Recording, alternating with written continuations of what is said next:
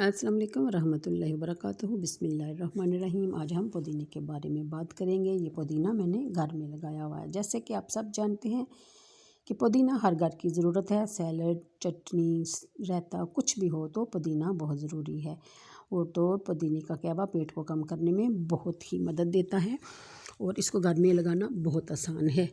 मेरे पास बाज़ार से पुदीना आया, उसमें मैंने 2-3 टहनियाँ जो हैं वो पानी के गिलास में रख दी। 2-3 दिन के बाद उन्होंने जड़ें निकाल ली। तो मैंने ये फॉक्सफर्न वाला बाल्टी में मैंने फॉक्सफर्न लगाया हुआ था। इसमें साइडों पे जगह थी तो मैंने इधर ही लगा दी। अब आप देख सकते हैं कि इसने काफ़ी फैल गया है। इधर से निकाल के मैंने ये छोटे हैंगिंग बास्केट में लगाया। 2 गमलों में डिवाइड करेंगे और देखेंगे कि क्या वजह बनी कि इसके पत्ते बड़े नहीं हो सके। इसके लिए हमने एक गमले में मिट्टी ली, ताज़ा मिट्टी।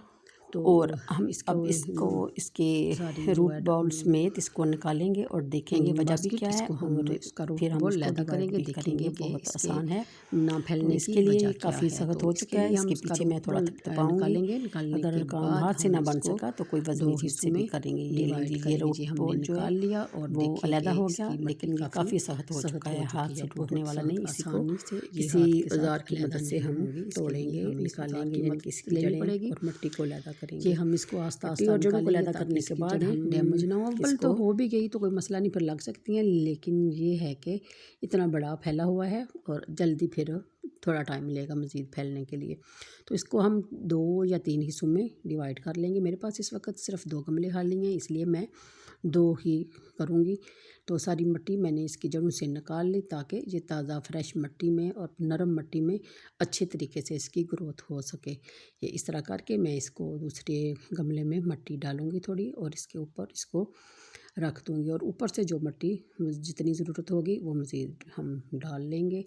और इसी तरह दूसरा गमला भी हम तैयार करेंगे और फिर हम इसको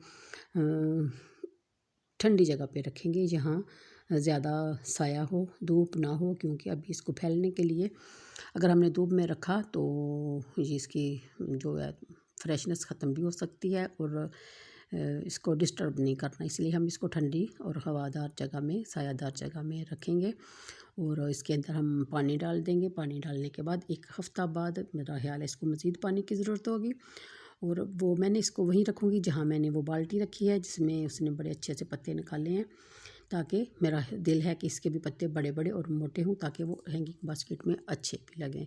तो आप भी घर में लगा सकती हैं। आप पुदीना घर में लगाइए और रमज़ान शरीफ में खूब मज़े ताज़ा फ्रेश पुदीने के लीजिए। तो मुझे दीजिए इजाज़त। अल्लाह हाफ़िज़। वीडियो अगर पसंद आए तो लाइक कर दीजिएगा।